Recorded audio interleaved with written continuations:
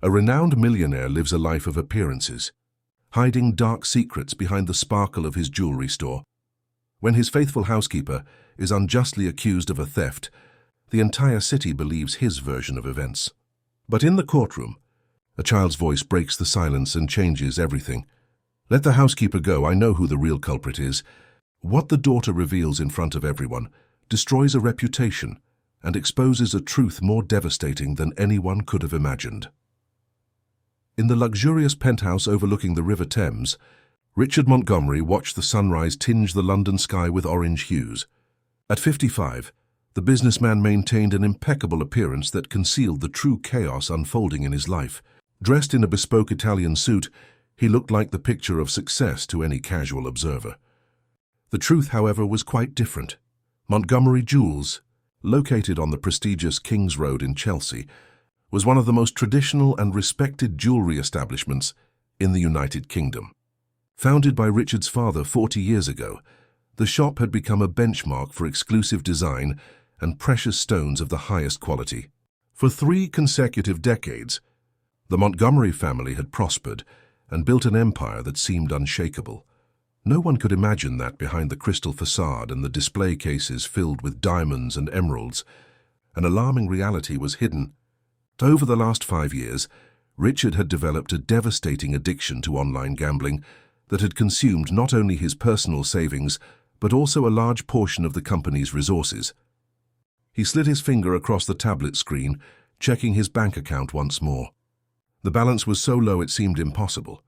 How had he reached this point? What had begun as an occasional distraction had turned into an uncontrollable obsession. First it was bets on football matches, then virtual roulette, and finally online poker. With each loss, Richard wagered larger amounts, convinced that the big win was just around the corner, in the next round. "Dad, are you there?" The child's voice interrupted his dark thoughts. Quickly, Richard closed the tablet screen and forced a smile. Lucy, his 10-year-old daughter, appeared at the door of the Home Office. With curly brown hair and large dark eyes that reflected an intelligence beyond her years, the girl physically resembled her mother, Catherine, who had left for Paris 3 months ago for a period of self-discovery, as she had called it. "I'm here, sweetheart." "What is it?" he replied, trying to sound casual. "You promised to take me to school today, did you forget?" Lucy clutched a colorful backpack to her chest, her eyes filled with expectation. Richard checked his wristwatch and cursed mentally. He had indeed promised, but the sleepless night and financial worries had completely erased that commitment from his memory. Of course. I'm ready. I'll just get the car keys." He followed his daughter down the penthouse hallway, watching how Lucy walked with a determination that didn't match her age. When was the last time he had truly paid attention to her? When was the last time they had talked about something other than practical matters? In the lift, the silence between them was awkward. Lucy fiddled with the silver bracelet on her wrist, a gift that Mrs. Eleanor, the jewelry store's cleaner, had given her for her last birthday. It was a simple piece, of no significant value by the standards of a family like theirs, but the girl wore it more often than any expensive jewel her father had ever given her. "How are your classes?" Richard asked in a clumsy attempt to start a conversation. "Fine," Lucy replied curtly, without elaborating. In the underground car park of the luxury building, Richard unlocked his black Mercedes-Benz. During the drive to the private school in Kensington, he tried a few more times to make conversation, but received only monosyllabic answers. The distance between them was more than physical. It was an emotional abyss that grew with each passing day. "Bye, Dad," Lucy said, jumping out of the car as soon as he stopped in front of the school gate. "Hey, wait," Richard called after her. "Who's picking you up today?" "Monica," the girl replied, referring to the nanny who looked after her when neither her father nor mother was present, which meant almost all the time. When Lucy disappeared among the other students, Richard took a deep breath and redirected his thoughts to the problem that consumed him. He needed £500,000 to settle the debts he had accumulated with powerful creditors, people who would not accept a simple request for an extension. The last email he had received from Victor Reed, his main creditor, had been direct. "I've been patient." "Richard, but my patience has its limits. You have 2 weeks to resolve your situation, or we'll have to take more drastic measures." Remember, I know where you live and where your daughter goes to school." Driving towards the jewelry store, Richard felt his stomach churn. The banks had already denied new loans. Traditional investors were staying away due to the unstable economic climate. His properties were all mortgaged. Only two alternatives remained: declare bankruptcy and face public shame, or find a less conventional way to get the money. Upon arriving at the jewelry store, still closed to the public at that hour of the morning, Richard saw Mrs. Eleanor, the 65-year-old cleaner who had worked for the Montgomery family for over 2 decades. She was, as always, arriving punctually at 7 in the morning to leave everything spotless before opening. "Good morning, Mr. Montgomery," she greeted him with a genuine smile, her grey hair tied in a simple bun, her light blue uniform immaculately ironed. "Good morning, Eleanor," he replied distractedly, unlocking the door. He watched the woman enter and begin her routine with the efficiency of someone who knows every inch of the place. Eleanor had never missed a single day, never been late, never given the slightest reason for suspicion. She was, in everyone's eyes, the perfect example of dedication. Richard remembered how his father, before passing away, had praised the employee's honesty and loyalty. "People like her are rare these days, son," old Mr. Montgomery had said. As he walked to his office at the back of the shop, an idea began to form in Richard's mind. The jewelry store's insurance had recently been renewed, raising the coverage to £1 million, more than enough to pay his debts and still have a considerable amount left over. The plan took shape with frightening speed: a carefully orchestrated insurance fraud, fake a break-in, report the theft of specific valuable pieces that were documented, but which he could easily hide. With his reputation in the city, who would doubt his word? But he would need a scapegoat, someone to take the blame. Someone vulnerable, without the resources to defend herself. Someone with full access to the store, knowledge of its routine, the locks, the security codes. His eyes fell on the figure of Eleanor, who was now meticulously cleaning the glass display cases, unaware of the dark thoughts crossing her employer's mind. Guilt threatened to consume him for a moment, but it was quickly suffocated by the memory of the threatening email and the sight of his nearly empty bank statement. He had no choice, he told himself. It was a matter of survival. That same day, while attending to customers with his usual charm and rehearsed smiles, Richard began to plan every detail. He watched Eleanor with a new gaze, calculating how to turn her from a loyal ally into the perfect culprit. In the afternoon, Lucy appeared at the jewelry store, as she occasionally did after school. Instead of looking for her father, the girl went straight to the back where Eleanor was taking a coffee break. "Hi, Mrs. Eleanor."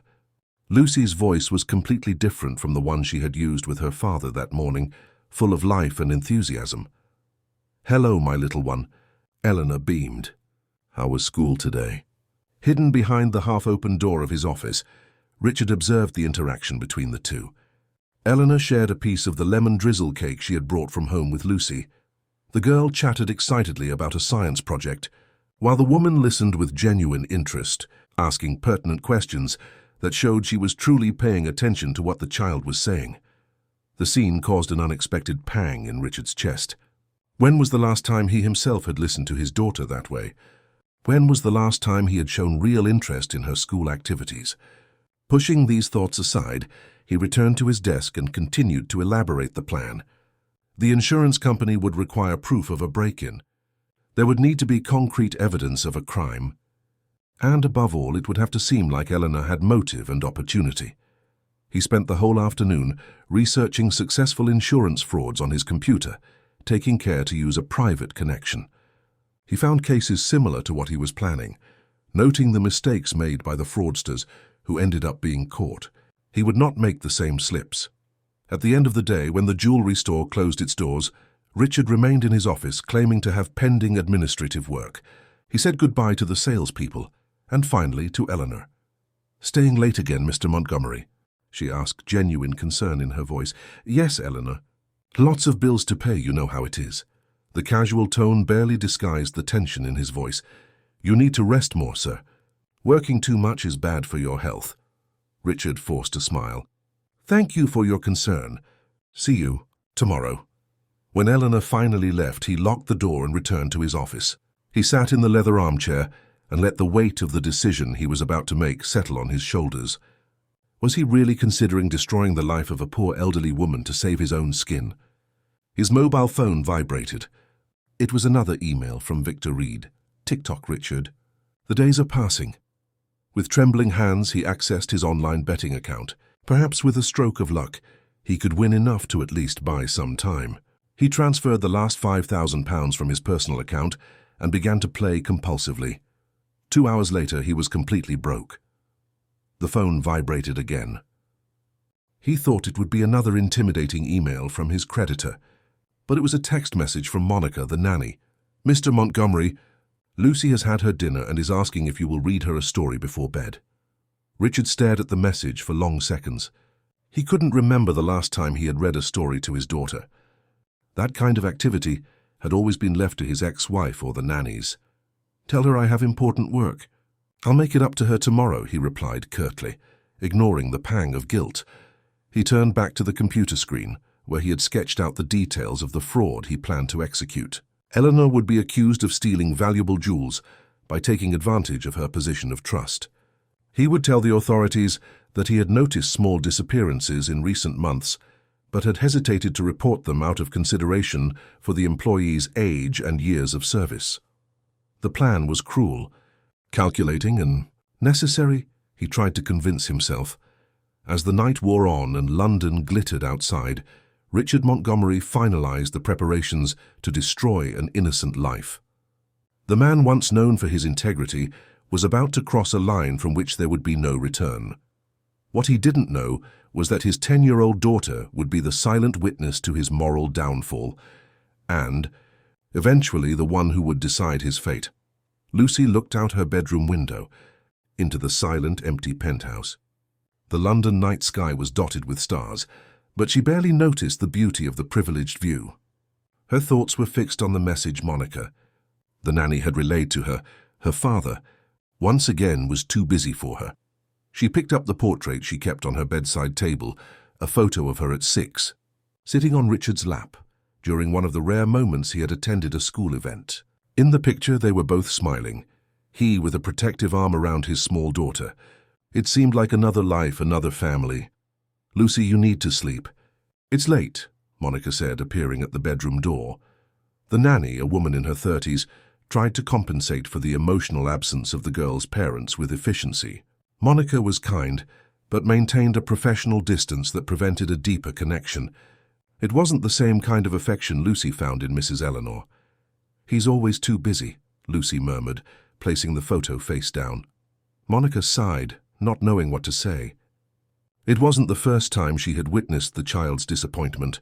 Tomorrow is another day. Maybe he'll have more time, she tried to console, knowing it probably wouldn't be the case. After Monica turned off the lights and left, Lucy remained awake, hugging the teddy bear Mrs. Eleanor had given her last Christmas. The cleaner had saved for months to buy the gift, a brown teddy bear with a little red ribbon around its neck. It was nothing compared to the expensive, sophisticated toys her father gave her on special occasions, but it carried something the others didn't: genuine love. Lucy had met Eleanor when she was just 5 years old. At the time, her mother, Catherine, still lived with them, although she already spent most of her time traveling or at social events. During the school holidays, not knowing what to do with her daughter, Catherine began to take her to the jewelry store occasionally. It was there, sitting quietly in a corner of the administrative area, that Lucy met the cleaner. Eleanor had noticed the loneliness in the girl's eyes and, little by little, began to talk to her during her breaks. She would bring her small homemade snacks, scones, shortbread biscuits, cheese straws, and tell her stories about her childhood in Yorkshire, in the small village of Haworth. Over time, the girl began to eagerly await the afternoons at the jewelry store, not for the luxury of the displayed pieces or the occasional attention of her busy father, but for the simple moments with Eleanor. The cleaner treated her like a complete human being, worthy of attention and respect, not as an inconvenience or an accessory. When Catherine finally decided she needed to find herself and left for Europe with no planned return, it was Eleanor who noticed Lucy's silent tears. It was she who hugged her and said that sometimes people needed to step away to understand what truly mattered in life. "Your mother will come back when she discovers the treasure was here all along." Eleanor had said, wiping away the girl's tears. Lucy doubted it.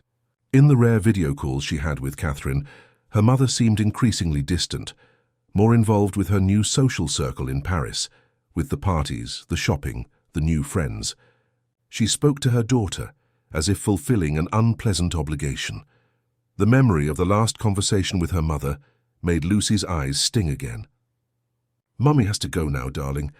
I have an important dinner," Catherine had said, barely looking at the camera as she applied lipstick in front of a mirror. Lucy rolled over in bed, trying to push away the painful memories. Sleep, however, refused to come. She felt restless, as if something important was about to happen. An inexplicable anxiety weighed on her chest. She got up and went to the window. The flat was on the 20th floor, offering a panoramic view of Chelsea and the Thames. The river flowed gently, its surface reflecting the city lights even in the darkness of the night. In the distance, the lights of less affluent boroughs formed a contrast with the luxury of the neighbourhood where she lived, a constant reminder of London's inequalities. It was almost 1 in the morning when Lucy finally managed to fall asleep, but her sleep was fitful, filled with confusing dreams in which her father transformed into a stranger with cold eyes. The next day, she woke to the sound of the phone ringing insistently in the living room. She left her room and found Monica answering the call. "Yes, Mr. Montgomery, I understand. I'll tell her," the nanny was saying, her face creased with worry. As she hung up, she noticed Lucy standing in the hallway. "That was your father. He won't be able to take you to school today. He had an emergency at the jewelry store." Lucy nodded, showing no surprise. It wasn't the first broken promise, nor would it be the last. "I'll get ready," she said simply, returning to her room. As she prepared for school, the girl thought of Eleanor. Today was Friday, the day the cleaner always brought carrot cake with cream cheese frosting, Lucy's favorite. Perhaps after school, she could convince Monica to take her to the jewelry store. The idea brought a small smile to her face. At school, Lucy was known as a quiet and studious pupil. She didn't have many friends, just a few classmates she talked to occasionally. The other students, children of equally wealthy families, found her strange for her simplicity and lack of interest in the latest trends or gadgets. During break time, she sat alone on a bench in the playground, watching the other students. Her teacher, Deborah Adams, approached discreetly. "Is everything all right, Lucy?" "You seem distant today," commented the teacher, a woman in her 40s who always showed genuine concern for her students. "I'm fine. Mrs. Adams just a little tired." Deborah studied the pupil's face for a moment. She knew that expression well. It was the same one she saw in many children from wealthy families in the area. Loneliness disguised as independence. "You know, Lucy, sometimes it helps to talk about what's worrying us," she suggested gently. The girl hesitated. She trusted Deborah, but she didn't know how to explain the emptiness she felt, the constant feeling of being invisible to the people who were supposed to love her most. "It's just that my dad is always busy, and my mum is far away," she said finally, shrugging as if trying to minimize the importance of these absences. Deborah sat down beside her. "That must be difficult." "There's Mrs. Eleanor," Lucy commented, a slight smile appearing. "She works at my dad's jewelry store. She always has time for me." "It's good to have someone like that," Deborah replied, noticing how the girl's face lit up when she mentioned the cleaner. After school, as Lucy had planned, she managed to convince Monica to take her to the jewelry store. When they arrived, however, they found an unexpected scene. Police cars parked in front of the establishment, police tape, and a small group of onlookers clustered on the pavement. "What happened?" Lucy asked, feeling her heart race. Monica held the girl's hand firmly. "I don't know, but I think it's best we don't get any closer. But my dad is in there, and Mrs. Eleanor too." Lucy tried to pull away, panic rising in her chest. At that moment, she spotted her father at the entrance of the jewelry store, talking to 2 police officers. Richard was gesticulating emphatically, his face contorted in an expression of outrage Lucy had never seen before. When Richard noticed his daughter's presence, his expression changed instantly. He said something to the officers and walked quickly towards Lucy and Monica. "What are you two doing here?" he asked, his voice tense. "Lucy wanted to come and see you," Monica explained, clearly uncomfortable. "We didn't know there was a problem." Dad, what happened? Where's Mrs. Eleanor? The girl looked anxiously past him, into the shop. Richard took a deep breath before answering, crouching down to be at his daughter's eye level. There was something strange in his eyes, a calculating gleam that didn't match the concerned expression he was trying to maintain. Lucy, something very serious has happened. Someone stole valuable jewels from the shop. The police are investigating. But what about Mrs. Eleanor? Is she okay? A heavy silence followed the question. Richard averted his gaze for a moment as if organizing his thoughts. Eleanor, the police have taken her in for questioning, he said finally. Why? Lucy's voice came out almost as a whisper. There's evidence. That suggests she may be involved in the disappearance of the jewels. The girl took a step back, as if she had been slapped. No, Mrs. Eleanor would never do that. She's good, Dad. You know that. Richard shot a meaningful look at Monica. Take her home. This is no place for her right now.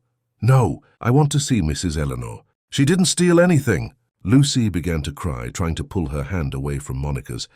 Lucy, that's enough. Richard's voice came out harsher than he intended. Go home. This is a matter for adults. Something in her father's tone made Lucy stop. It wasn't just authority. There was something else there, something she couldn't quite identify, but that frightened her. On the way back to the flat, the girl remained silent, tears streaming quietly down her face. Monica tried to console her, saying that surely everything would be cleared up, that sometimes appearances were deceiving. Mrs. Eleanor didn't steal anything, Lucy repeated like a mantra. She wouldn't do that. That night was the longest of Lucy's life. She refused to eat dinner and stayed locked in her room, hugging the teddy bear given to her by Eleanor, trying to process what had happened. Her childish mind couldn't conceive of a scenario in which the sweet lady who told her stories and brought her homemade cakes could be a thief. Near midnight, she heard the flat door open. Her father had arrived. Silently, Lucy left her room and approached the hallway from where she could hear Richard talking to Monica in the living room. How is she? He asked, his voice tired. Not well. She wouldn't eat, wouldn't talk. She's convinced there's been some mistake with Mrs. Eleanor. She'll get over it, Richard said curtly. Children forget quickly. Mr. Montgomery, if I may? Lucy and Mrs. Eleanor were very close. It might be good to explain the situation to her more calmly, when she's more settled. There was a pause before Richard replied, I appreciate your concern, Monica, but I know how to handle my daughter. You can go home now. We'll talk about the next few days tomorrow. After Monica left, Lucy waited a few minutes before approaching the living room. She found her father sitting on the sofa, a glass of whiskey in his hand, his gaze lost on the city skyline that stretched beyond the panoramic windows. Dad? She called hesitantly. Richard turned, surprised. I thought you were asleep. Is Mrs. Eleanor in prison? He sighed deeply. Yes, Lucy, she's being held for investigation. But she didn't do anything. How can you be so sure? Richard's tone was almost challenging. Because I know her. Mrs. Eleanor would never steal anything from anyone. The evidence says otherwise, sweetheart. We found valuable jewels in her handbag. The security system was deactivated with the code that only she and I knew. There are camera recordings showing her tampering with the safe when she thought no one was looking. Each word was like a stab for Lucy. None of it made sense. You're wrong. You have to be wrong. Enough, Lucy! Richard raised his voice, standing up abruptly. You're just a child. You don't understand how the world works. Sometimes people we trust disappoint us. The girl's eyes filled with tears again, like you and Mum do to me every day. The sentence hit Richard like a physical blow. He recoiled, momentarily speechless. Go to bed, Lucy, he said finally, his voice controlled. You'll be calmer tomorrow and we can talk properly. I want to see Mrs. Eleanor, the girl insisted. Impossible. She's at the police station and isn't allowed visitors. Then I'll talk to the police. I'll tell them she's innocent. Something dangerous flashed in Richard's eyes. He approached his daughter, crouching down to look her directly in the face. Listen to me carefully, Lucy, he said in a low but firm voice. You will not talk to anyone about this. Understood. This is a serious adult matter. You're too young to understand the implications. If you interfere, you'll only make things worse for Eleanor.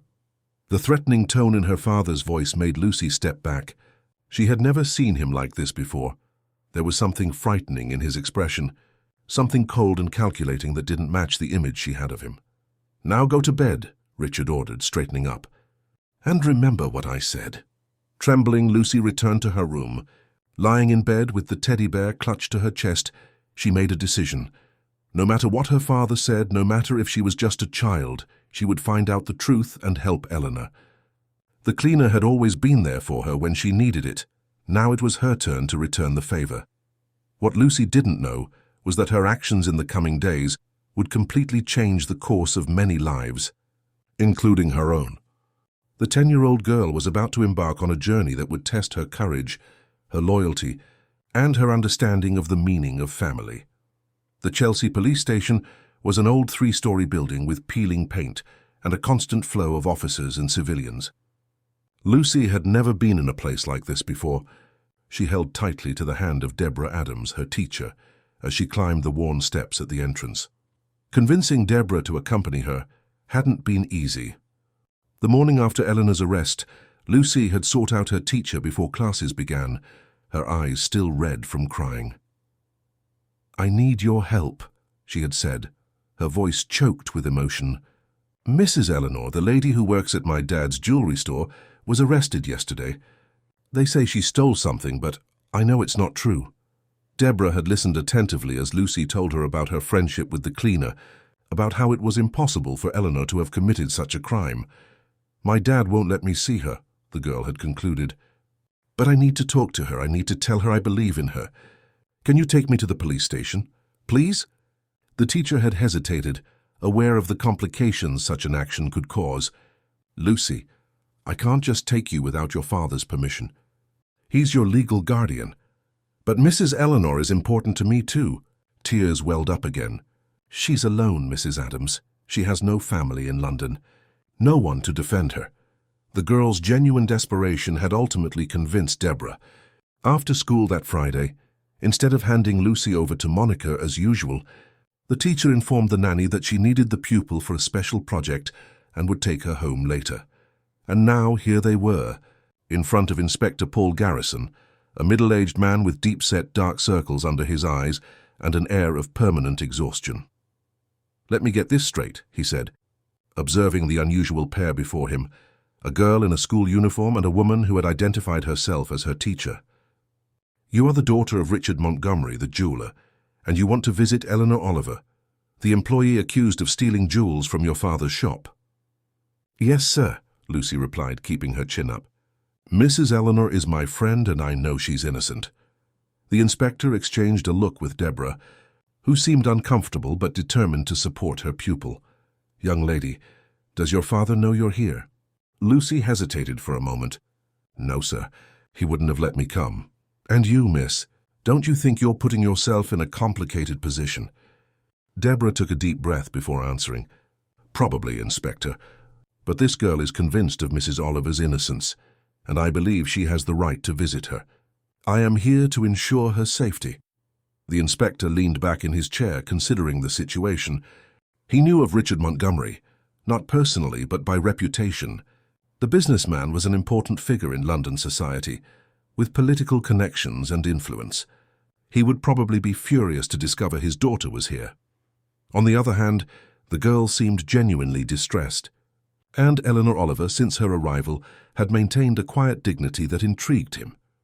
Unlike other detainees who loudly protested their innocence, the cleaner had simply denied the accusations calmly, without drama or desperation, just a deep sadness in her eyes. 5 minutes, he decided finally, no more. And I'll need you both to sign a document stating you came of your own free will. The relief on Lucy's face was immediate. "Thank you, Inspector." Paul stood up and led them down a narrow corridor to a small room used for interrogations and supervised visits. "Wait here. I'll have Mrs. Oliver brought in." When the door opened again, Lucy barely recognized Eleanor. The woman who was always impeccably dressed, with her hair in a perfect bun and a clean uniform, now looked as though she had aged a decade in a single day. Her grey hair was loose and disheveled, her clothes creased, her face marked by deep shadows under her eyes. Still, when she saw Lucy, her face lit up with a smile that broke the girl's heart. "My little one, what are you doing here?" Lucy ran to hug her, not caring about the watchful gaze of the police officer who remained at the door. "Mrs. Eleanor, I knew you didn't do anything wrong." "I told my dad." Eleanor returned the hug fiercely, as if afraid the girl might disappear at any moment. When they finally separated, the cleaner noticed Deborah standing discreetly a few steps away. "This is my teacher," Lucy explained. "She helped me get here." Eleanor nodded towards the teacher, silent gratitude in her eyes. "Thank you for looking after her." Deborah just smiled softly, letting the two have their moment. "Mrs. Eleanor, why are they saying you stole things? Everyone knows you would never do that." The cleaner sighed deeply. "I don't know, darling. Yesterday morning when I arrived for work, I found the back door open and the shop all messed up. Before I could understand what was happening, your father arrived with the police. And what happened then? They searched my handbag and found jewels inside it.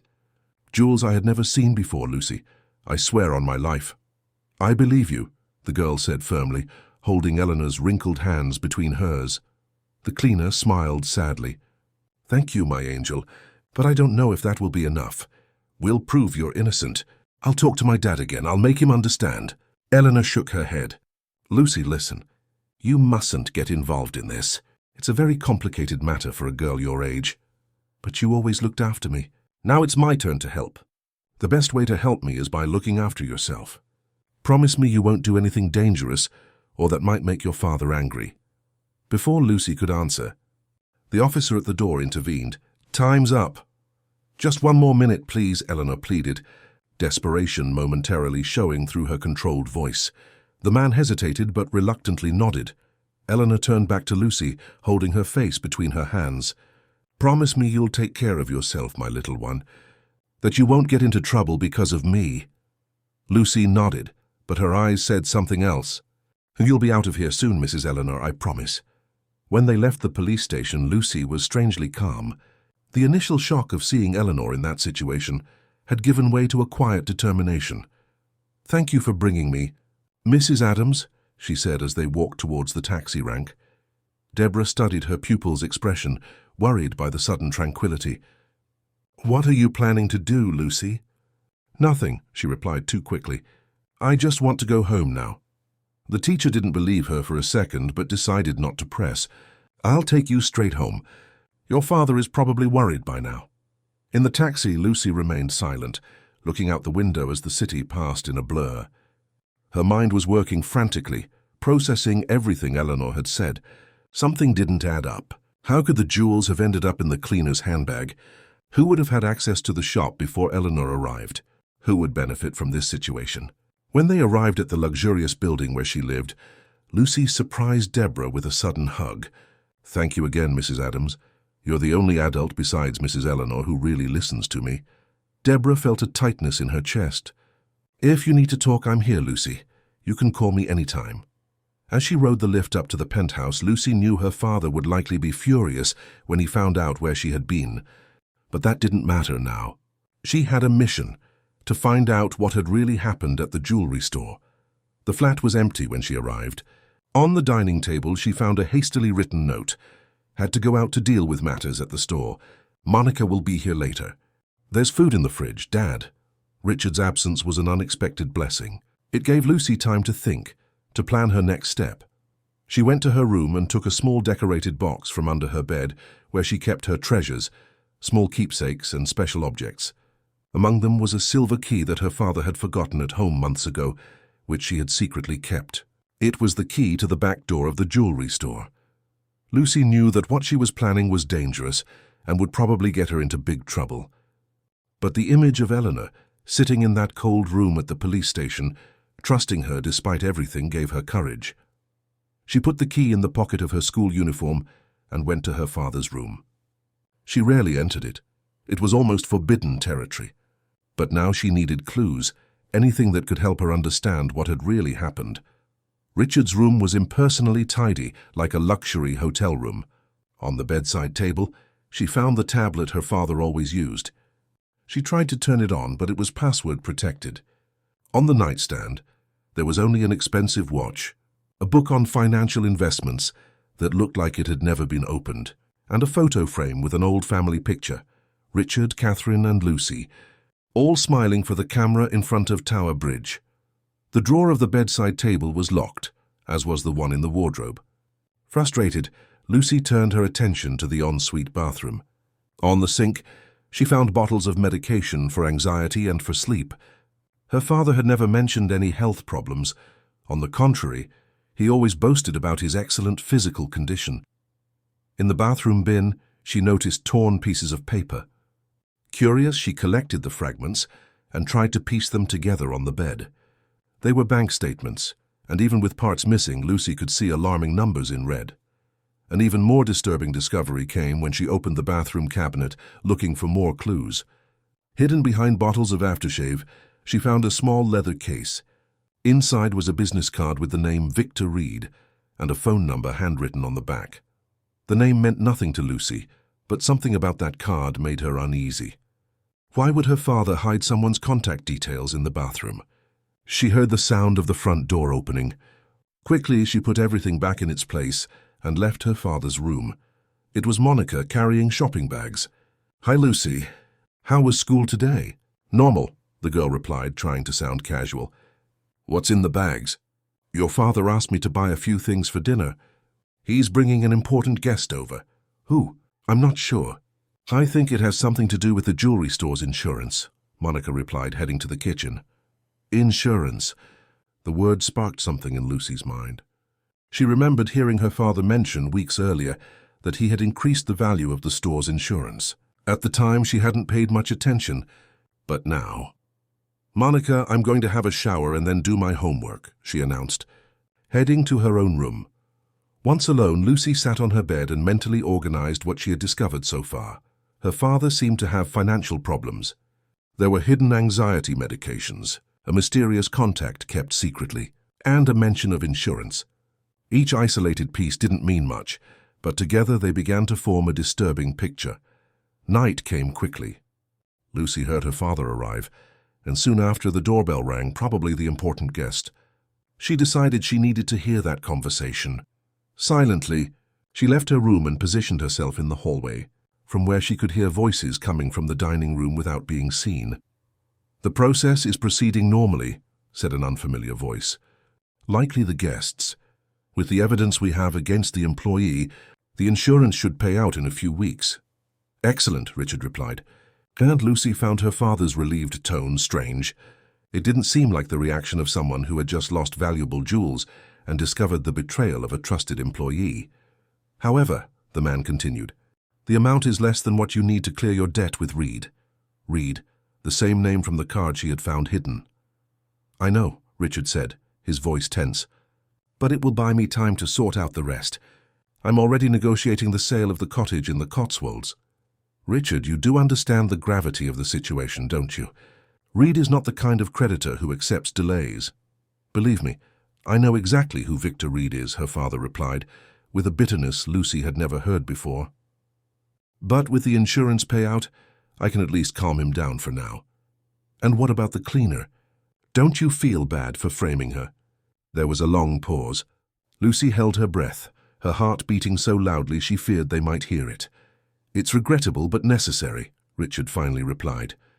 "Eleanor is a good person, but between her and my survival, I had no choice." The words hit Lucy like a punch to the gut.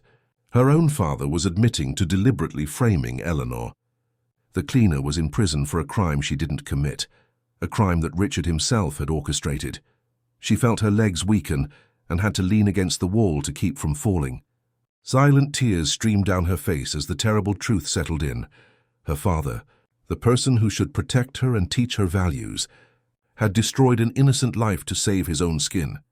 In that moment, something fundamentally changed inside Lucy. The blind admiration she still held for her father, despite his failings as a paternal figure, transformed into a painful understanding of who Richard Montgomery really was. She returned to her room in silence, closed the door and sat on the bed, her whole body trembling. The key to the jewelry store seemed to weigh a ton in her pocket. Now she knew she had to do more than just investigate. She had to find concrete proof of Eleanor's innocence and her father's guilt. The 10-year-old girl had just taken on a burden too heavy for her small shoulders, to challenge her own father in the name of justice. Knowing that any misstep could have devastating consequences for everyone involved, the crescent moon partially illuminated the streets of Chelsea as Lucy, wearing a dark hooded sweatshirt, slipped out of the building where she lived. The night doorman, Mr. Anthony, was momentarily distracted by a television program on the small set he kept in the lobby, which allowed the girl to pass unnoticed. It was almost midnight on Saturday. After overhearing the conversation between her father and the mysterious guest, Lucy had spent hours awake, planning her next move. Richard had fallen into a deep sleep, aided by the medication his daughter had discovered in the bathroom, and Monica had left after dinner. The jewelry store was about a 15-minute walk from the flat, a distance Lucy knew well, but had never walked alone so late at night. The streets of Chelsea, normally bustling, were quieter, although there were still people leaving restaurants and bars. Keeping her hood up and walking with determination so as not to appear lost or vulnerable, the girl tried to control her fear. The plan was simple but risky. Enter the jewelry store through the back door using the key she had kept. Look for any evidence that could prove Eleanor's innocence and her father's guilt, and leave without being noticed. Upon reaching King's Road, Lucy slowed her pace and observed the jewelry store from a distance. The establishment was dark, but a police car parked in front indicated that the area was still considered a crime scene. Her heart raced. She hadn't considered the possibility of police surveillance. She retreated to a side street and tried to think. Perhaps she could enter through the alley behind the shop. There was a small service entrance that led to a narrow corridor where the commercial establishment's rubbish bins were kept. Following this alternative route, she reached the back of the jewelry store without being seen. The service door, painted a discreet shade of grey, seemed unaltered. There was no police tape or any indication that it had been included in the investigation. With trembling hands, Lucy took the key from her pocket and inserted it into the lock. To her relief, it fit perfectly and turned without difficulty. The door opened with a slight creak. The inside of the service area was completely dark. Lucy turned on the torch on the small mobile phone she had brought with her, a basic model Richard had given her for emergencies. The irony of the situation did not escape her. This was definitely an emergency, but not the kind her father had imagined. The beam of light revealed the small space where Eleanor used to store her cleaning supplies. Everything seemed untouched.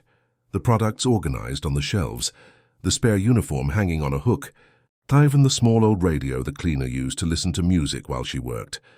Lucy felt a lump in her throat. That corner of the shop carried Eleanor's essence, simple, organized, and welcoming despite its simplicity. Moving forward carefully so as not to make a noise, the girl reached the main area of the jewelry store. Unlike the service space, this part showed clear signs of disturbance. Broken display cases, shards of glass on the floor, overturned drawers. The scene looked convincing, a violent and hasty robbery. But something caught Lucy's attention. There were no signs of a forced entry on the doors or windows. How could someone have gotten in without leaving a mark? She then remembered the words she had overheard in the conversation between her father and the visitor. With the evidence we have against the employee.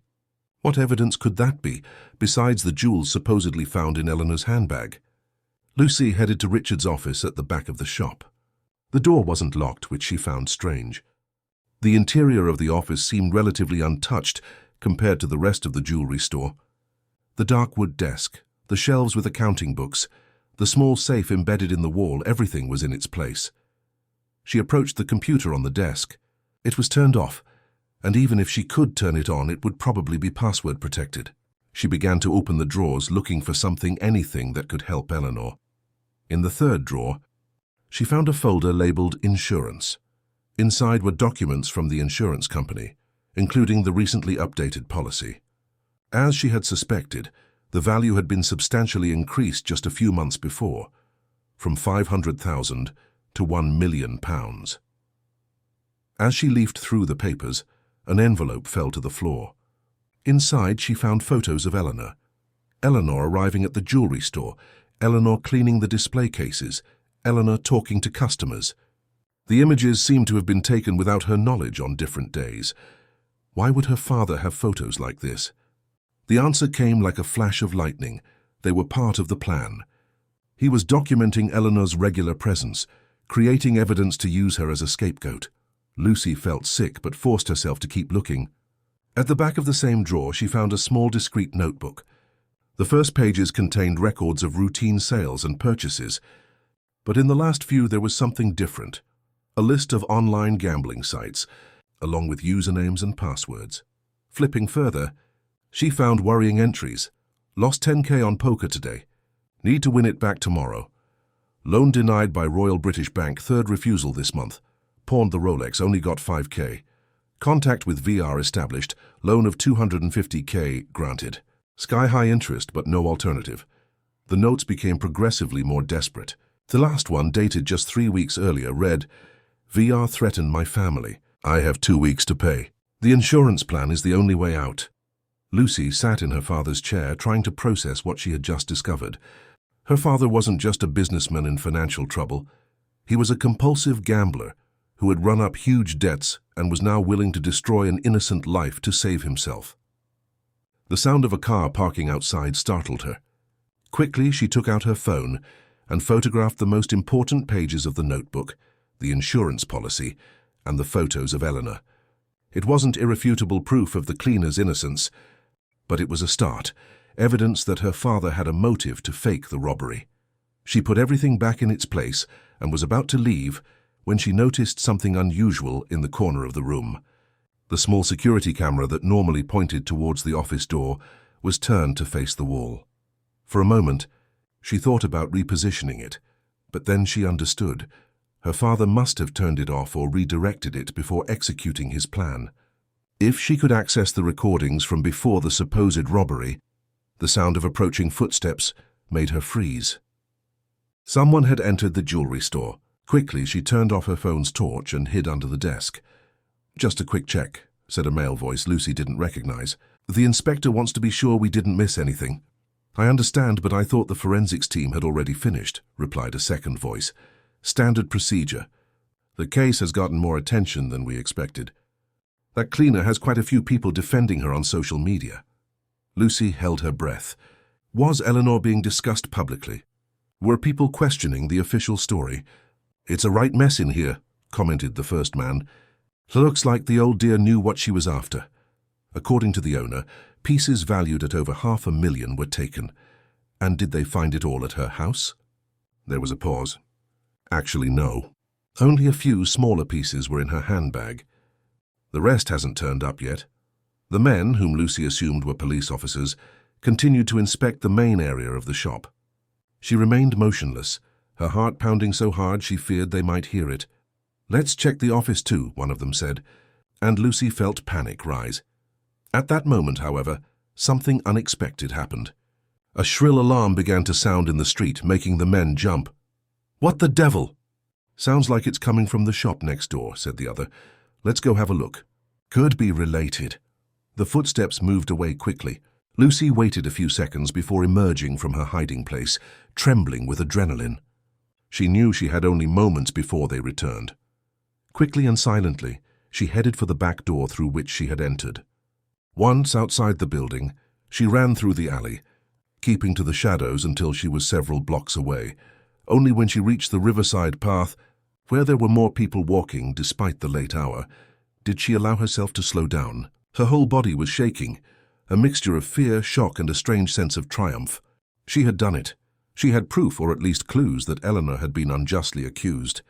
But what to do with this information? Who would believe a 10-year-old girl accusing her own father? Walking back home, Lucy thought frantically. She needed a trustworthy adult, someone who would take her seriously. Her mother was out of the question. Even if she managed to speak to Catherine, she doubted she would care enough to get involved. Monica was too loyal to her father.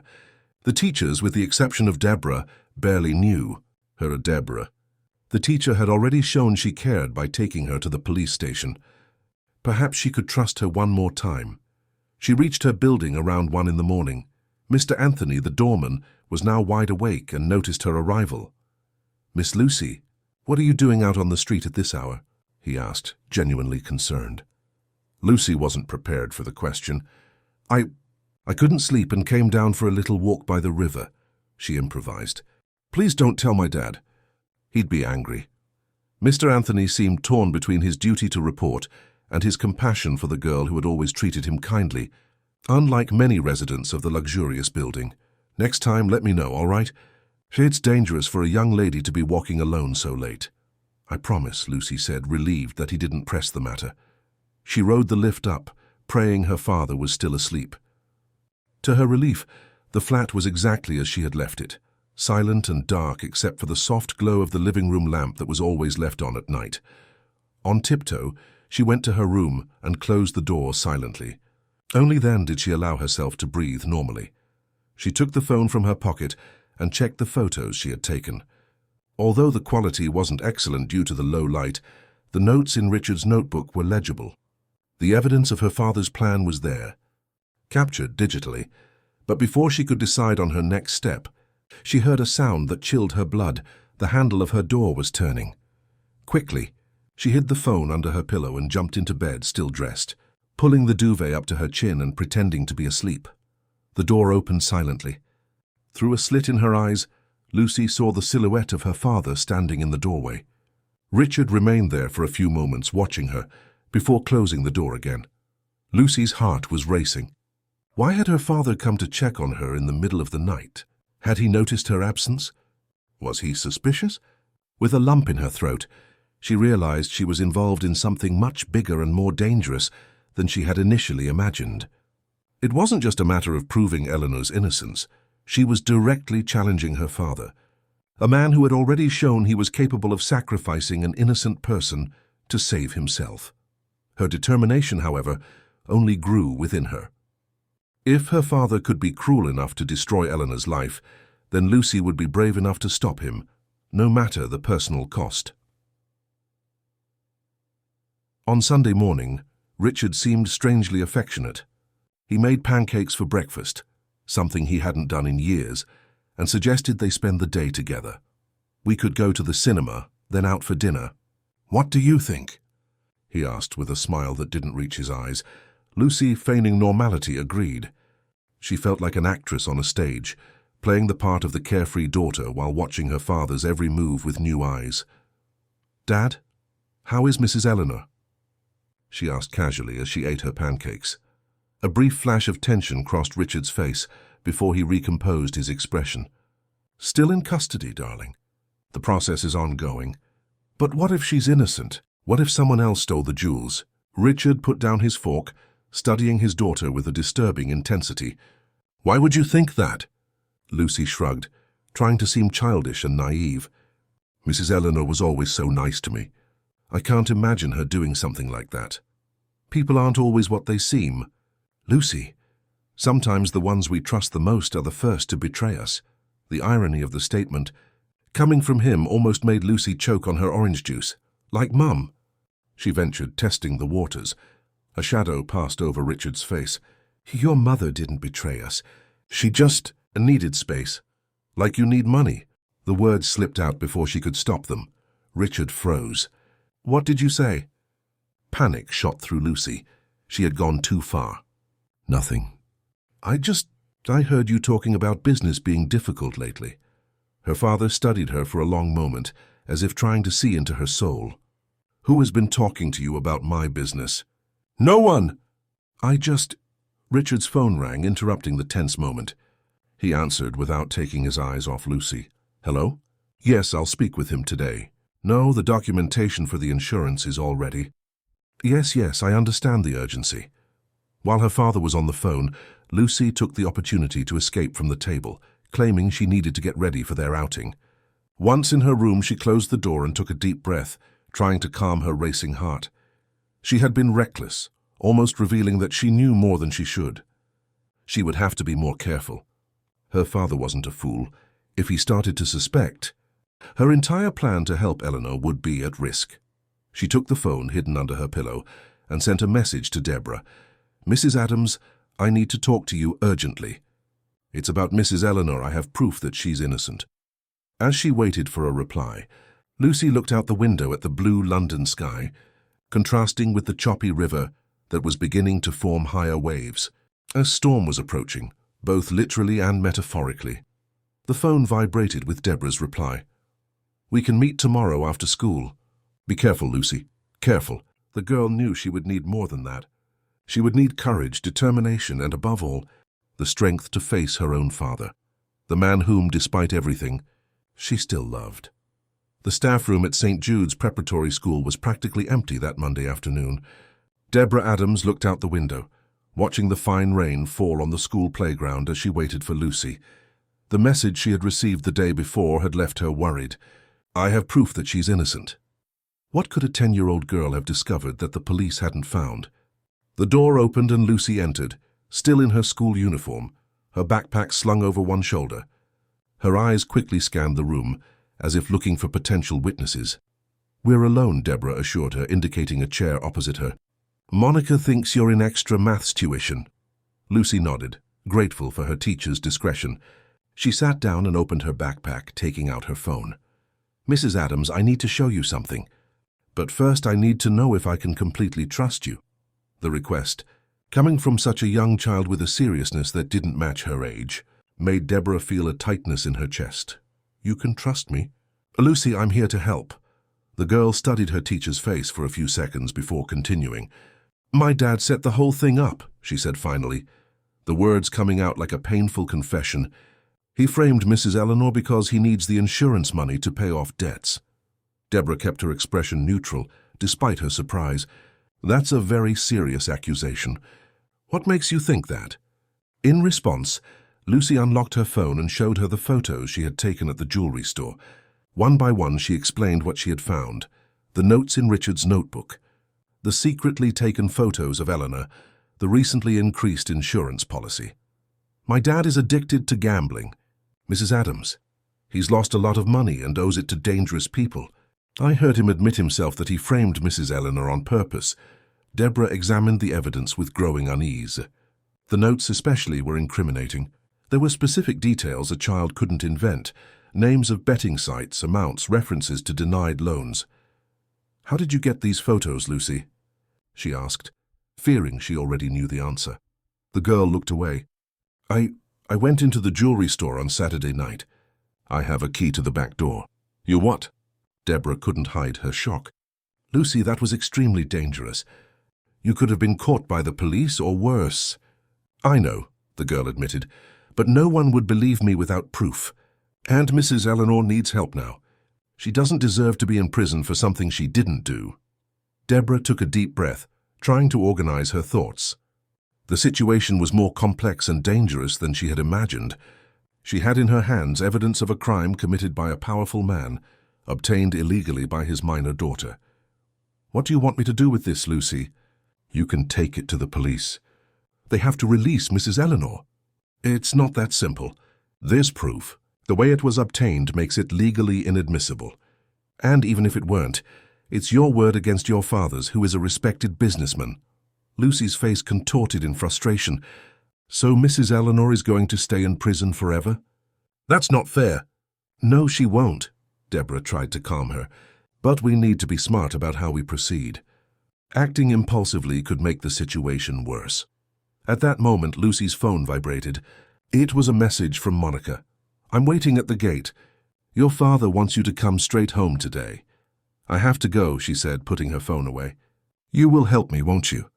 Deborah hesitated for only a second. "I will, Lucy, I promise. But you have to promise me you won't do anything else dangerous or illegal. Let the adults handle this now. But promise, Lucy, it's for your own safety." Reluctantly, the girl nodded. "Okay, I promise. I'll need those photos. Can you send them to me?" Lucy transferred the images to Deborah's phone, and after a final meaningful glance left the staff room. Alone again, Deborah contemplated the images on her phone. The situation was far more serious than a simple wrongful accusation against an employee. There was an elaborate fraud scheme, debts to loan sharks, possible threats, and at the center of it all, a 10-year-old child willing to confront her own father because she believed in what was right. She knew she couldn't just take the photos to the police, as Lucy had suggested. Besides the legal issue, there was the risk that Richard Montgomery, with his connections, could manage to quash the case. She needed professional help, After a few minutes of reflection, she picked up her phone and dialed a number she hadn't used in a long time. Charles? It's Deborah Adams. I need your help with a complicated case. Charles Parker was an old university friend who had become a respected criminal lawyer. If anyone could navigate this delicate situation, it was him. Meanwhile, Lucy got into the car where Monica was waiting. The nanny seemed tense. Your father called 3 times asking if we had left yet, she commented, maneuvering out of the school car park. Why? Did something happen? I'm not sure. He just said he needed to talk to you urgently. The drive to the flat was silent, with Lucy looking out the window, watching the city pass in a grey blur under the rain that was now falling harder. Her stomach was in knots with anxiety. Had her father discovered her foray into the jewelry store? Had the doorman mentioned her nighttime outing? When they arrived, they found Richard in the living room, pacing back and forth like a caged animal. Upon seeing Lucy, he stopped abruptly. You can leave us alone, Monica, he said without taking his eyes off his daughter. When the nanny had left, Richard pointed to the sofa. Sit down, Lucy, we need to talk. The girl obeyed, keeping her expression as neutral as possible. What is it, Dad? I received an interesting phone call today, he began, still standing, dominating the room with his height. From Mr. Anthony, our doorman. Lucy's heart raced, but she forced herself to remain impassive. He mentioned seeing you arrive home around 1 in the morning from Saturday to Sunday. He said you claimed you'd gone down for a walk by the river because you couldn't sleep. Richard paused, studying his daughter's reaction. Which makes me curious, since when I went to check your room that night you were fast asleep, or at least you appeared to be. Lucy felt her mouth go dry. I just wanted some fresh air. At 1 in the morning, alone on the streets of London. The tone was one of disbelief. Don't take me for an idiot, Lucy. Where were you, really? The girl hesitated. Lying again would only make things worse when the truth inevitably came out. On the other hand, admitting she had broken into the jewelry store would be catastrophic. I was worried about Mrs. Eleanor, she said finally, opting for a half-truth. I couldn't sleep thinking about her being locked up unfairly. Unfairly? Richard's voice took on a dangerous edge. The evidence against her is overwhelming, Lucy. Evidence that you planted. The words came out before she could stop them. A deathly silence filled the room. Richard stared at her, his eyes narrowed as if trying to see right through her. What are you talking about? He finally asked, his voice low and controlled. Lucy knew she had crossed a point of no return. I heard you, Dad, that night when that man came for dinner. You talked about the insurance, about how you framed Mrs. Eleanor on purpose. Richard's face visibly paled. For a moment it seemed he would deny it, but then something changed in his expression, a mixture of resignation and cold calculation. You were eavesdropping, he said, not as a question but as a statement. It wasn't my intention. I just wanted to know who the guest was. Richard finally sat down, running his hands over his face in a gesture of exhaustion. You don't understand, Lucy. It's not as simple as it seems. Then explain it to me. Why did you do this to Mrs. Eleanor? She was always good to us, to me, because I had no choice. The sudden outburst made Lucy shrink back on the sofa. Do you think I wanted to do this? Do you think I'm proud of having reached this point? For the first time in years, Lucy saw her father completely vulnerable, the facade of the confident businessman completely shattered. He seemed smaller, older, defeated. I made mistakes, Lucy, a lot of mistakes. I started gambling to forget the problems with your mother, to relieve the pressure of the business. At first it was small bets, nothing serious. But then I started losing, and instead of stopping, I bet more to win back what I'd lost. It's like a disease that takes over you. The confession, so unexpected, left Lucy momentarily speechless. By the time I realized, I had already spent all our savings. I started using money from the jewelry store. I mortgaged the cottage in the Cotswolds, sold the boat, the shares I had. Nothing was enough. He paused, his gaze lost on some distant point. Then I met Victor Reed. The name made Lucy remember the card she had found hidden in Richard's bathroom. Reed lends money to desperate people. People like me who have already exhausted all legitimate options. The interest rates are extortionate, but when you're drowning, any lifeline seems like a salvation. Richard let out a humorless laugh. The problem is that Reed isn't the kind of creditor who accepts delays. When I couldn't pay on time, he started making threats. What kind of threats? Richard looked directly at his daughter, his expression dark. The kind you don't ignore, Lucy. He said he knew where you went to school, what route Monica took with you every day. He said it would be a shame if something happened to my only daughter. Lucy felt a shiver run down her spine. He threatened to hurt me. He didn't have to be explicit. Richard stood up again, restless. That's when I realized I had to do something drastic. The jewelry store's insurance was the only viable way out. £1 million would solve my debt with Reed and give me some breathing room to rebuild the business. But why Mrs. Eleanor? Why not just fake a robbery without blaming anyone? Because the insurance company would investigate exhaustively. I needed a convincing culprit, someone who had access, knowledge, and most importantly, who couldn't defend herself properly. He stopped, looking momentarily ashamed. Eleanor was the obvious choice. No resources, no influential family, no knowledge of the legal system. That's horrible, Dad, Lucy said, tears forming in her eyes. Mrs. Eleanor trusted you. She worked for our family for decades. Do you think I don't know that? Richard's voice rose again. Do you think I don't feel like a monster? But what was I supposed to do? Let Reed carry out his threats. You could have asked for help. Told the truth to the police, to a lawyer, and end up in prison? Lose everything I've built? Leave you without a father, on top of already being practically without a mother. The silence that followed was heavy, laden with conflicting emotions. Part of Lucy wanted to hug her father, comfort him, tell him she understood his motives even if she disagreed with his actions. Another part was horrified by the ease with which he justified destroying an innocent life. There's no going back, Lucy, Richard said finally. The case against Eleanor is moving forward. Soon the insurance will be paid. Then I can help her discreetly, ensure she has a good lawyer, maybe even arrange for her to be acquitted for lack of evidence. After she's spent months in prison?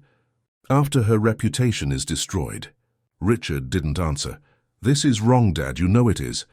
Sometimes in life there are no right choices, only necessary ones. He approached, crouching down to be at his daughter's eye level. Now I need you to promise me something, Lucy. Promise you won't talk about this with anyone.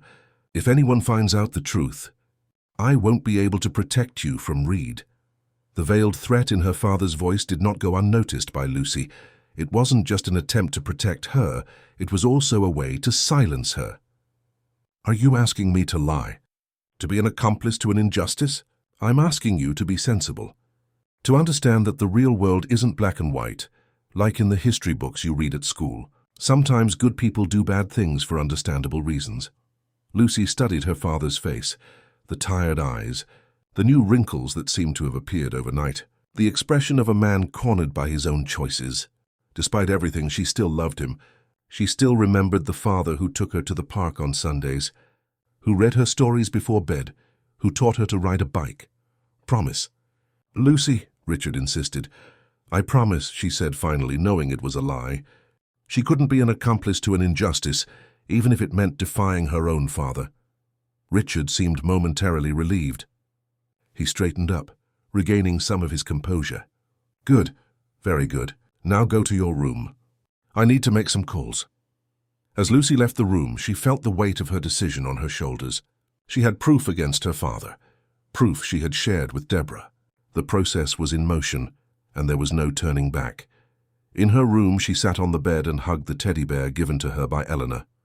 Her father was in danger, threatened by a dangerous loan shark on the brink of financial ruin. Eleanor was in danger, unjustly imprisoned, her life destroyed by a crime she didn't commit. And she, Lucy, was in the middle of this crossfire, trying to do what was right without completely destroying her already fragile family. She picked up her phone, hesitating about what to do. She had promised Deborah she wouldn't take any more risky actions. She had just promised her father she wouldn't tell anyone the truth. But she had also promised herself she would help Eleanor, that she wouldn't allow an innocent person to pay for her father's mistakes. With trembling hands, she typed a message to Deborah. My dad confessed. He said he framed Mrs. Eleanor because of debts to a loan shark named Victor Reed. I'm scared. Mrs. Adams. Across the city, in Charles Parker's office, Deborah Adams was examining the photos taken by Lucy with the lawyer when her phone vibrated. As she read the message, her face paled. "We have a more serious problem than we thought," she said, showing the screen to Charles. The lawyer read the message and frowned. "Victor Reed? That changes everything. You know him?" "Not personally, but I know his reputation. He's one of the most dangerous loan sharks in London. If Montgomery is really involved with him, the girl could be in real danger." Deborah felt a chill. "What do we do?" "We need to act fast. I'll get in touch with some contacts at the Crown Prosecution Service." Charles picked up his phone. "And you need to make sure Lucy is safe. If Montgomery suspects she's about to turn him in—" He didn't need to finish the sentence. Deborah was already typing a reply. "Lucy, don't do anything. I'm with a lawyer now. We're going to resolve this legally. Please be careful and don't confront your father again." As she waited for a reply, Deborah couldn't stop thinking about the danger little Lucy had put herself in. A 10-year-old child facing her own father, a dangerous loan shark, and a whole system that tended to favor the powerful over the vulnerable. The girl's courage was admirable, but also dangerously naive. She didn't fully understand the forces she was dealing with, the risks she was running. The phone vibrated again. It wasn't a reply from Lucy, but a call from an unknown number. "Hello?" she answered hesitantly. "Mrs. Adams?" The voice on the other end was male and serious. "This is Inspector Paul Garrison. Charles Parker gave me your contact details. We need to speak with you urgently about Richard Montgomery and his daughter."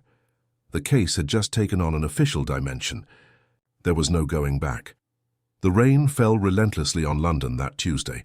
From her window on the 20th floor, Lucy watched the drops run down the glass, forming small, winding paths that joined and separated, not unlike the events of her own life in recent days. Richard had left early, claiming an urgent meeting with the accountant and the insurance lawyer. Before leaving, he had reinforced his order. "Don't leave the flat today. Don't answer the intercom. Don't talk to anyone about what we discussed." Monica, the nanny, was in the kitchen preparing lunch, completely oblivious to the unfolding drama. To her, it was just another day looking after her employer's daughter, protecting her from the storm that battered the city. Lucy's phone vibrated. It was another message from Deborah. "Lucy, I'm with people who can help. It's very important that you stay calm and safe. Don't confront your father. Trust me." The girl took a deep breath. She trusted her teacher, but the situation seemed to be spiraling out of her control. Since Richard's confession the night before, she felt torn between loyalty to her father and her commitment to the truth, to justice for Eleanor. She looked at the photo frame on her bedside table, a picture of her at 6, sitting on her father's lap during a trip to the beach. Both were smiling, happy and carefree. That image seemed to belong to another life, another world. "How did we get to this point, Dad?" she whispered to herself, touching the glass that protected the photograph. The intercom buzzed, startling her. She heard Monica answer and then call out, "Lucy! There's someone here to see you." A woman named Catherine. For a moment, the world seemed to stop. Catherine. Her mother. Of all the people who could appear at that moment, her mother was the last one she expected. She ran to the living room, her heart pounding. When the lift door opened, there she was, Catherine Montgomery, as elegant as ever in her designer dress and high heels, her hair perfectly styled, as if she had just left a hair salon, not a transatlantic flight. "Mum?" Lucy's voice came out as an incredulous whisper. "Hello, darling." Catherine opened her arms for a hug, but there was something mechanical in the gesture, as if she were posing for a photograph. Lucy hesitated before accepting the embrace. Her mother's expensive perfume enveloped her, a scent she once associated with comfort, but which now seemed only superficial, a costly fragrance to mask the absence of genuine warmth. "What are you doing here?" "I thought you were in Paris," Lucy asked, pulling away. Catherine moved to the sofa and sat down as if in a photo shoot. Perfect posture, legs elegantly crossed. "Your father called me. He said we have a complicated situation on our hands." "Did he tell you about Mrs. Eleanor?" Lucy was surprised.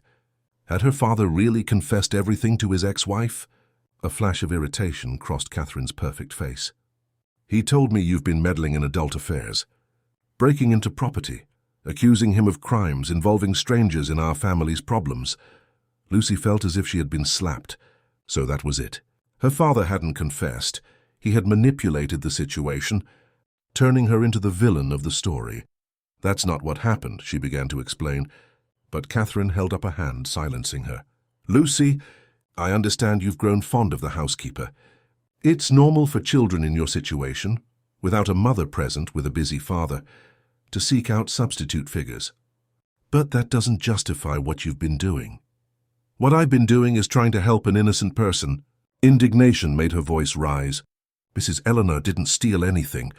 Catherine exchanged a significant look with Monica, who was watching the scene closely, clearly uncomfortable. Monica, could you give us a moment? When the nanny left, Catherine leaned forward, lowering her voice. Your father told me everything, Lucy, about how rebellious you've been, about this unhealthy obsession with the cleaner, about how you broke into the jewelry store and took photos of private documents. Did he tell you that he planted jewels in Mrs. Eleanor's handbag? That he owes millions to a dangerous loan shark? That he increased the insurance value on purpose to commit fraud? Catherine's face remained impassive, but something in her eyes changed. A shadow of doubt, perhaps. Your father is going through financial difficulties, yes, but that wouldn't make him a criminal. He confessed to me, Mum, Lucy insisted. Last night, in this very room. He said he had no choice, that he was being threatened.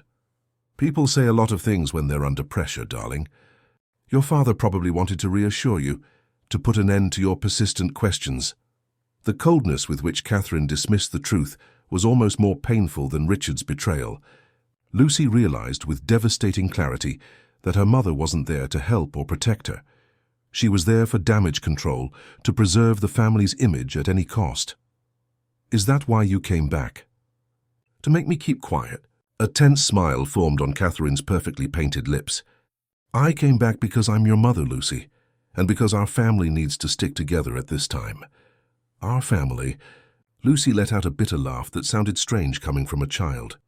What family, Mum? The one you abandoned to find yourself in Paris. The one Dad destroyed by gambling away all our money? Or the one he's willing to sacrifice to save his own skin? Catherine's mask of composure cracked momentarily. Don't be dramatic. I'm trying to help. Help who? Mrs. Eleanor, who's unjustly imprisoned. Me, who discovered that my own father is capable of framing an innocent person. Or are you just helping yourself, so your name isn't associated with a scandal? The words hit Catherine like well-aimed arrows. She stood up, nervously adjusting her expensive dress. You don't understand the complexity of the situation, Lucy. You're just a child. That's exactly what Dad said. But being a child doesn't make me blind or stupid. I saw the proof. I heard the confession. And if you both think I'm going to pretend none of this happened, you don't really know me. Lucy's phone, which was on the coffee table, vibrated with a new message. Catherine, quicker, grabbed it before her daughter could reach it. What's this? Her eyes narrowed as she read the message on the screen. Lucy, Inspector Garrison needs to speak with you today. It's urgent. I'll be at your school at 3, Mrs. Adams. Catherine looked up, her eyes now furious. You involved the police? Not exactly. I told my teacher what I found out, and she took it to the police. Catherine looked ready to explode. Do you have any idea what you've done? The scandal this will cause? What will happen to your father? What will happen to Mrs. Eleanor if I do nothing? Lucy retorted, surprised by her own courage. Catherine took a deep breath, clearly trying to regain control. We will handle this like adults, Lucy. I'm calling your father now. You are not going to school today. In fact, I think it's best we get you out of London for a while. We can go to our house in the Cotswolds, wait for this storm to pass. I'm not going anywhere until Mrs. Eleanor is freed. I'm not asking for your opinion. Catherine's tone hardened. I am your mother, and I still have authority over you even if I've been absent. How convenient, Lucy muttered. Ignoring your daughter for months, and then suddenly remembering you're a mother when you need to silence me. Catherine's hand rose as if to slap her daughter, but she stopped halfway. Her eyes filled with frustrated tears. You don't understand, Lucy. If your father is arrested, we'll lose everything. Our home, our lifestyle, our name. Is that what you want? For E. The first time Lucy saw beyond Catherine's perfect facade, she saw a frightened, superficial woman, more concerned with appearances and material comfort than with principles. In a way, she felt sorry for her mother. I don't want anyone to lose anything, Mum. I just want the truth to be known, for Mrs. Eleanor not to pay for something she didn't do." The intercom buzzed again, interrupting the tense conversation. Monica reappeared to answer it, and her face paled when she heard who was downstairs. "Mrs. Montgomery," she said hesitantly, "it's the police. 2 detectives and an inspector. They want to speak with Lucy." Panic crossed Catherine's face. She grabbed her daughter's arm tightly. "You will not speak to them, do you hear me? Say you're ill, that you can't see them now." "They say it's urgent," Monica insisted. "They mentioned it's about the Eleanor Oliver case." Lucy looked at her, mother then at the nanny, and finally at the phone still in Catherine's hand. A decision had to be made. "Monica," she said with surprising calm, "please tell them I'll come down to speak with them in the lobby.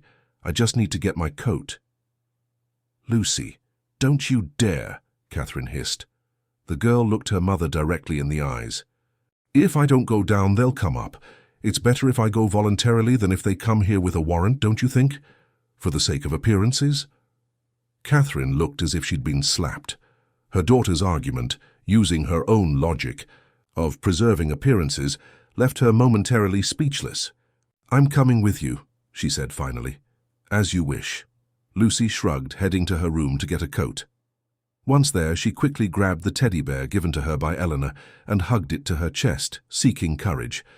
What she was about to do would change her life and her family's forever. She was about to publicly challenge her own father, to expose the carefully constructed lies that upheld the Montgomery family's facade. When she returned to the living room, Catherine was on the phone, speaking urgently in a low voice. "I don't care where you are, Richard. Come home now. The police are here and Lucy is about to talk to them." She paused, listening. "No, I couldn't convince her. She's determined." Seeing her daughter, Catherine quickly hung up. "Your father is on his way. Perhaps it's best we wait for him before you speak to the police." Lucy shook her head. "I've waited long enough, Mum. Mrs. Eleanor has been in jail for days for something she didn't do. Every minute matters." When the lift reached the ground floor, Lucy saw 3 people waiting in the lobby of the luxurious building. An older man with grey hair, whom she recognized as Inspector Paul Garrison, a woman in a dark suit who appeared to be a detective, and, to her surprise and relief, her teacher Deborah. "Lucy," Deborah started forward, but stopped when she noticed Catherine right behind the girl. "Mrs. Montgomery," the inspector greeted with a formal nod. "I'm Inspector Paul Garrison. We need to speak with your daughter about a delicate matter." "My daughter is a minor," Catherine replied coldly. "Any conversation with her must be in the presence of her legal guardians, and preferably a solicitor." "I understand your concern, madam. However, we have received serious information that needs to be verified urgently. Your daughter is not a suspect in anything. On the contrary, she may have crucial information to prevent an injustice from being committed." Lucy's eyes fixed on Deborah, who nodded almost imperceptibly as if to say, "Trust me." "I want to talk," Lucy declared, stepping forward away from her mother's possessive grip. "I have something important to say about Mrs. Eleanor's case." At that exact moment, the building's doors opened and Richard Montgomery entered, soaked by the torrential rain, his face a mask of anger and fear. The eyes of father and daughter met, and for an instant it seemed as if time had frozen. In that brief moment, Lucy saw in her father's eyes a mixture of pleading and threat, as if he were both begging for and demanding her silence. But the image of Eleanor in the cold police cell was stronger. The truth had to be told, no matter the cost. "Inspector," Lucy said, taking a deep breath, "my father is involved in a fraud. Mrs. Eleanor is innocent, and I can prove it." The interview room at the Chelsea police station had light grey walls and a large rectangular table in the center. Lucy sat in one of the chairs, her legs dangling without reaching the floor. Beside her was Deborah, who had obtained special permission to accompany her as a trusted adult, since Catherine had been temporarily removed as the spouse of the person under investigation. Inspector Paul Garrison sat opposite them, next to Crown Prosecutor Anne-Louise Peters, a middle-aged woman with dark hair tied in a severe bun and shrewd eyes that missed no detail. "Lucy," Paul began gently, I know this situation is very difficult for you. It's not easy for anyone, let alone a child, to testify against their own father. But I need you to tell us everything, exactly as it happened." The girl nodded, clutching the teddy bear she had insisted on bringing. That object, a gift from Eleanor, gave her the courage she needed. "It started last week," she said, her voice firm despite her age. "Mrs. Eleanor was accused of stealing jewels from my dad's shop, but I knew she would never do that. She's the most honest person I know." With a clarity surprising for her 10 years, Lucy recounted everything. How she had suspected the accusations against Eleanor, how she had overheard the revealing conversation between her father and the mysterious visitor, how she had broken into the jewelry store and found proof of Richard's plan.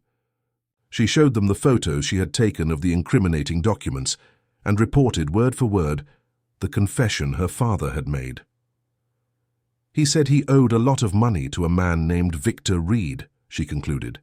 "He said this man had threatened our family and that the only way out was the insurance fraud. He chose Mrs. Eleanor because he knew she wouldn't be able to defend herself." Paul and Anne exchanged significant glances. The name Victor Reed had clearly piqued the prosecutor's interest. "You've been very brave, Lucy," Anne said, her voice softening. "The information you've brought us is extremely important. In fact, Victor Reed is someone we have been investigating for a long time. He's known for lending money at extortionate rates and using threats to ensure repayment." "What's going to happen to my dad?" Lucy asked, her voice trembling for the first time during the interview. Paul and Anne exchanged another look before the inspector answered. "Your father is giving a statement in another room right now. The situation is serious, I won't lie to you. Insurance fraud, perverting the course of justice, malicious prosecution. These are serious charges. But," Anne added quickly, "the fact that we're dealing with extortion from Reed could be considered a mitigating factor. Your father was under threat, which doesn't justify his actions, but it explains the context. And Mrs. Eleanor, is she going to be released?" It was the question that mattered most to Lucy. "Immediately," Paul assured her. "In fact, the process for her release has already begun. She should be leaving custody at any moment." Immense relief washed over Lucy. She had done it. Eleanor would be freed, her innocence recognized. But this relief soon gave way to a new anxiety. "Can I see my dad?" Paul hesitated. "Now is not the ideal time, Lucy. His statement is still ongoing and—" "Please," the girl insisted. "Just for a minute. I need to say something to him." After a brief consultation with the prosecutor, Paul nodded. "All right, but it will be brief and supervised." Minutes later, Lucy found herself in another, smaller and more austere room. Richard was sitting at the table, looking as if he had aged years in just a few hours. Upon seeing his daughter, his face contorted into a complex expression.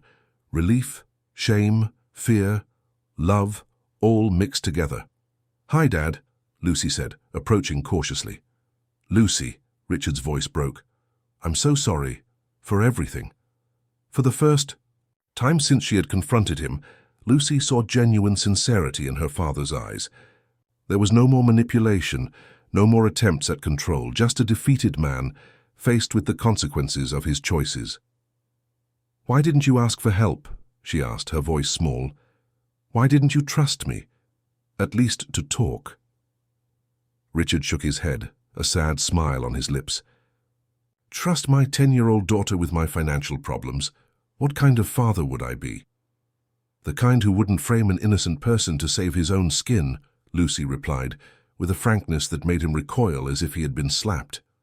A heavy silence settled between them, father and daughter, separated not just by the table between them, but by an abyss of moral choices that Richard had created. "What you did was wrong," Lucy continued, "but I understand why you did it. You were scared, you were desperate." "That's no excuse," Richard replied, surprising her. "All my life I prided myself on being a man of my word, of integrity. My father built this business on honesty, and I threw it all away. First with the gambling, then with the fraud." Tears began to stream down the businessman's face. It was the first time Lucy had seen her father cry. Not even at her grandfather's funeral had he shown such vulnerability. I betrayed everything he taught me. I betrayed the trust of Eleanor, who dedicated decades of her life to our family. And worse, I betrayed you, Lucy, the only person who really matters to me.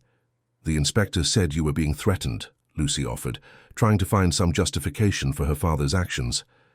That man, Reed. Yes, the threats were real.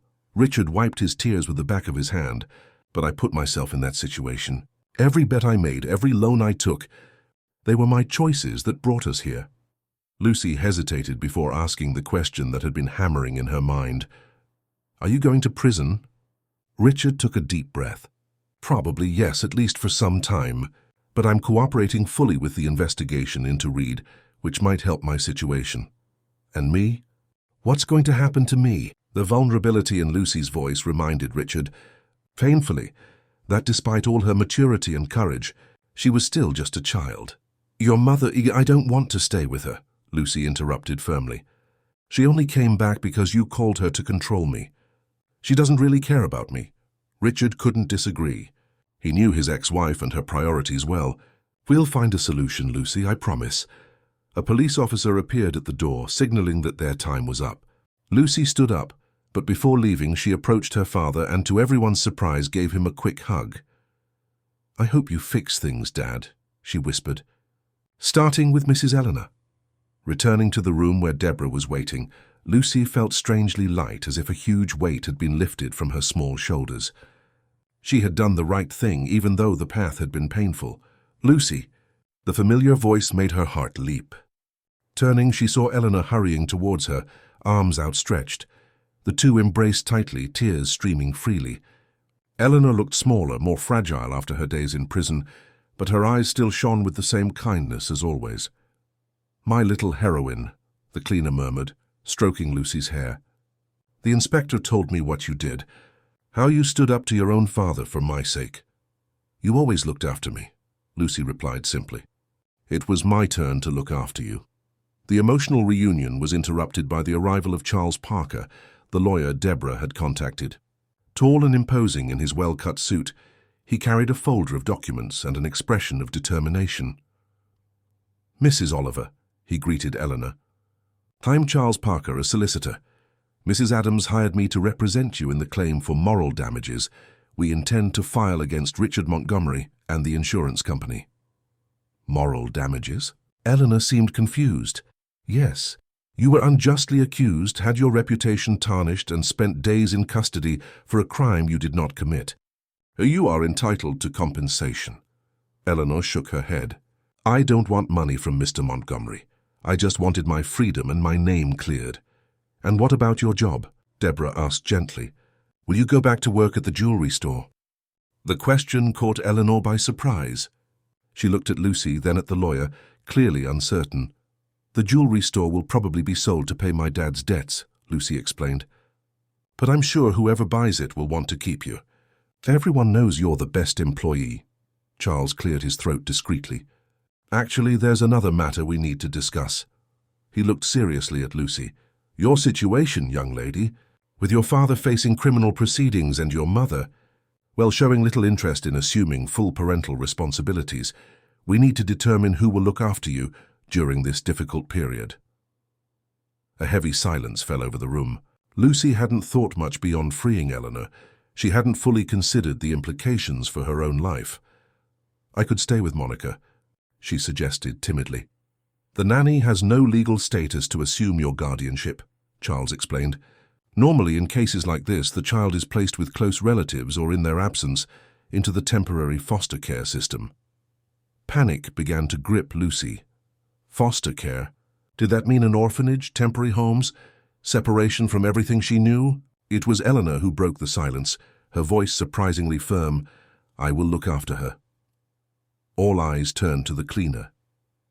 Mrs. Oliver, Charles began, I understand your affection for the girl, but a child's guardianship is a complex matter. There are legal requirements, socio-economic assessments. I'm a widow, I have no children. I own my own flat in Islington, small but decent. I've worked all my life, I have modest savings. And most importantly, Eleanor held Lucy's hand firmly, I love this girl as if she were my own daughter." The emotion in Eleanor's voice was palpable, making everyone in the room's eyes well up. "It would be temporary," Charles explained, his voice softening, "until her father's legal situation is resolved. Still, we would need his permission." "My dad will agree," Lucy stated with conviction. "He knows Mrs. Eleanor is the only person who has truly cared about me all these years." Prosecutor Anne-Louise, who had quietly entered the room during the conversation, approached. "I can facilitate this process. As a representative of the Crown, I have the authority to request child protection measures. If the father agrees, we can establish temporary guardianship while the case proceeds." At that moment, something like hope began to blossom in Lucy's heart. Amidst the chaos her life had become, the possibility of a new beginning was emerging. Not in a mansion in Chelsea, but in a simple flat in Islington, with someone who loved her unconditionally. 3 weeks later, Lucy was adjusting her school uniform tie while Eleanor prepared breakfast in the small kitchen of the Islington flat. The aroma of freshly baked scones filled the air, mingling with the smell of fresh coffee. "Are you sure you don't want me to walk you to school?" Eleanor asked, placing a mug of hot chocolate in front of the girl. "I'm sure," Lucy replied, smiling. "The school is close and I've already arranged to meet Julia at the corner." Adjusting to the new life hadn't been easy. Eleanor's flat was modest, a simple 2-bedroom in a building with no lift, very different from the luxurious penthouse in Chelsea. The school was also new, a state school instead of the prestigious private institution she had attended before. But there were immeasurable gains. For the first time in years, Lucy felt truly at home.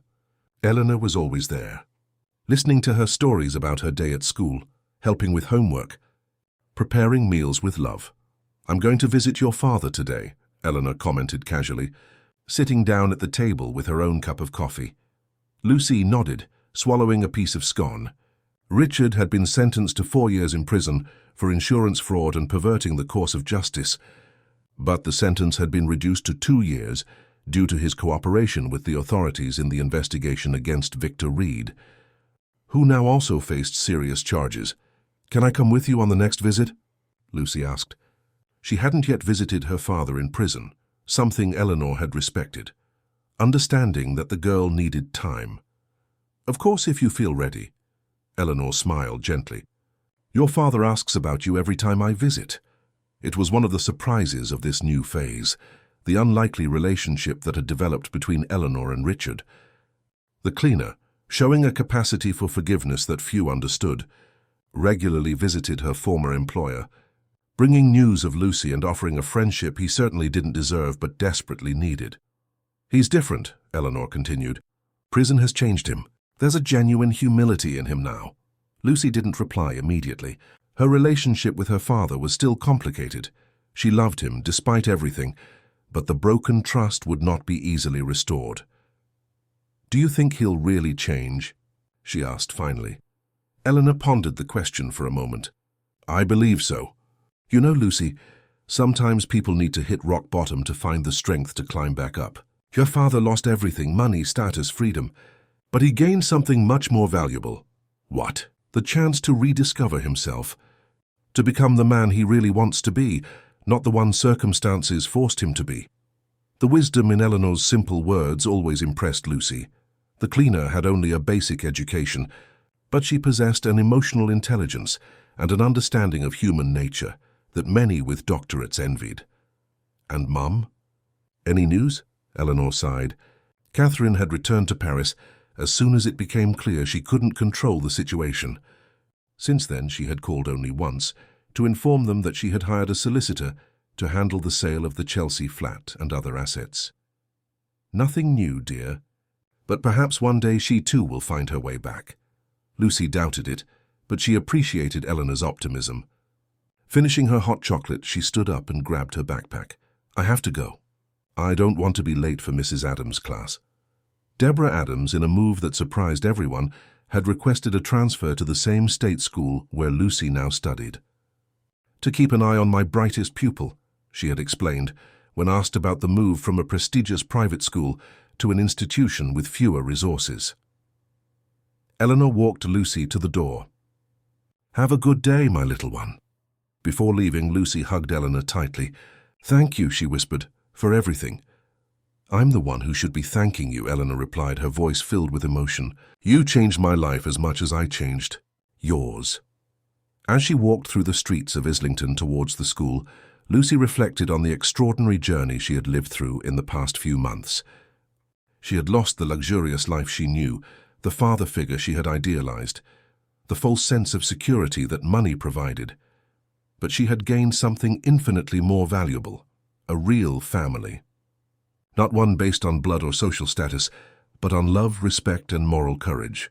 Eleanor had taught her that real family is who stands by you in difficult times, who accepts you for who you are, who puts your interests above their own. At the corner, she spotted Julia, her new best friend, waving excitedly. She smiled and quickened her pace. Life went on with new challenges and new joys, and for the first time in a long time, Lucy Montgomery walked towards the future with light steps and a heart full of hope. End of story.